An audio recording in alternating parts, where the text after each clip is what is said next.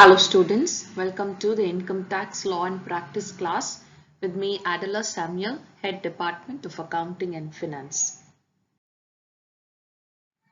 Today's topic is going to be profits and gains of business or profession. This is the next head or the third head of income of any person. Apart from the salary, the house property, a person can also have a separate business of his own and he can gain some profits from the business. Or he can also be a professional who because of his profession is earning some kind of an income. So the profits and gains from an own business or a profession is what we'll be studying under this topic, which is the Unit 4. First, we'll start off with the meanings of the terms. Meaning of business is given according to section 2, subsection 13. The word business refers to purchase or manufacture and sale of goods with a view to make profit. It includes trade, commerce, manufacture and any adventure or concern in the nature of trade, commerce or manufacture. So what do you mean by business? It is anything that you conduct or any project that you take up for the purpose of purchasing or manufacturing or the sale of goods and items, and you're going to make some profit. We consider that as business. So it should include some kind of a trade, or it should include some kind of a commerce field or manufacturing that you're going to do. Okay, so in that case, we consider that project as a business. So you have to earn some profit, then we consider it as a business. This is the meaning of the term. The second meaning that we need to remember is the meaning of profession according to section 2, subsection 36. The word profession implies professed attainment in special knowledge as distinguished from mere skill.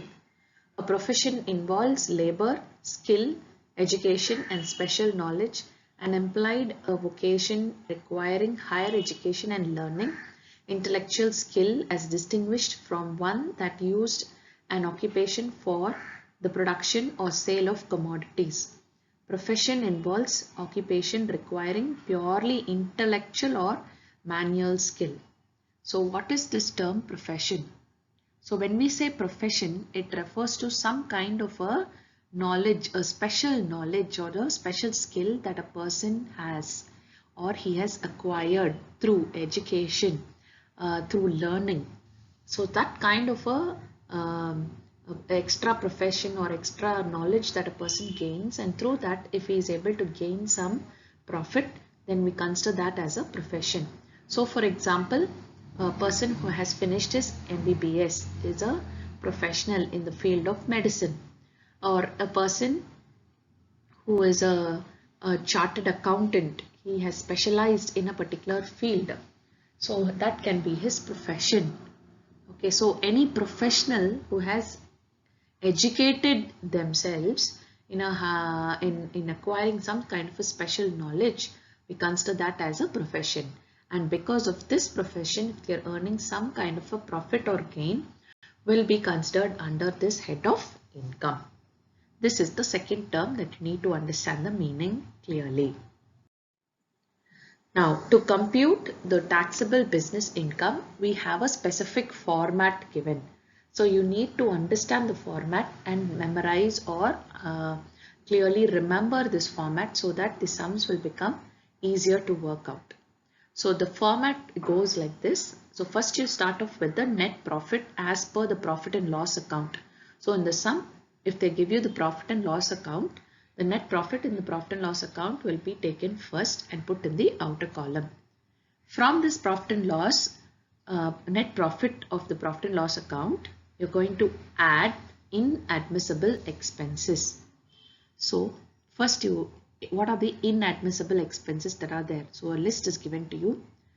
Personal expenses of the SSC, capital expenditure, capital losses, donations, charity, provision and reserve, expense related to other heads of income, rent, salary, bonus paid to self, interest on capital, fines and penalty, salary or interest payable outside India without deducting TDS, expenses on illegal business, legal expenses on criminal cases, speculation loss, expenses overcharged, expenses not paid till the date of filing return. So these are some of the inadmissible expenses that you can see. So if you see clearly, all these expenses that we had seen under inadmissible expenses are not business expenses. They are all non-business expenses. So anything that is there in the sum that is given to you, which are already taken in the profit and loss account of a business concern, should be added back to the net profit. So that is why anything that is not related to business will be coming under the head inadmissible expenses. That should be added back to the net profit. So that amount you put it in the outer column. Next is the minus figure. You have to less the non-business incomes. Non-business incomes, some of it might be there in the profit and loss account. So what are the non-business incomes are there in the profit and loss account? You have to minus it. So such as income from house property, income from capital gain, income from other sources, or recovery of under the income of other sources. You also can have recovery of expenses, losses disallowed earlier. So these kinds of non-business incomes should be minused from the net profit. Next comes expenses allowed but debited in the profit and loss account. So any expenses that is allowed but it is debited in the profit and loss account, you can take it in this particular place. And then adding, you have to add back the incomes not credited in the profit and loss account. Certain incomes which is not credited in the profit and loss account but should be credited can be added back. So that has to be taken. Then what other things you have to add in this format is undervalued capital closing stock, or if there is any overvalued opening stock, you can take that and add it back to the net profit.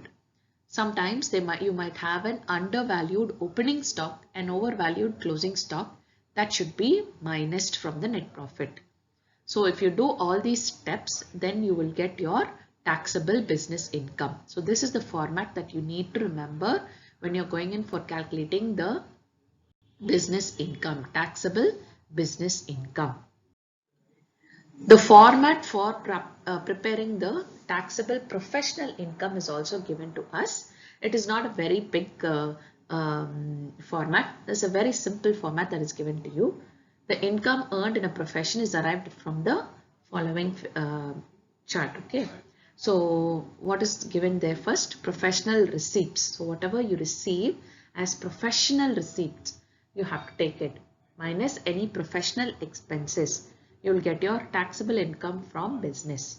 So in the sum, if they give you a lot of incomes and expenditures, whatever is relevant to that particular profession, say for example, if he's a doctor, whatever income he's earned from that profession should be added as receipts, and from that you're going to minus the expenses. Suppose if you have a nurse or a compounder for the doctor, any salary that is paid for the nurse or compounder, or they're going to buy medicines or something, anything related to that particular profession can be minused. Any expenses for the profession can be minused. The remaining amount will be shown as taxable income from profession. Okay. So once we start off doing the sum, both the formats will become familiar to you. These are the two formats that you need to remember. So thank you students for listening to today's class. In today's class, we've only studied the introduction and the format for working out the sums. So please go through the format and memorize it, understand it clearly so that the sums will become much more easier for you. Thank you. We will meet in the next class.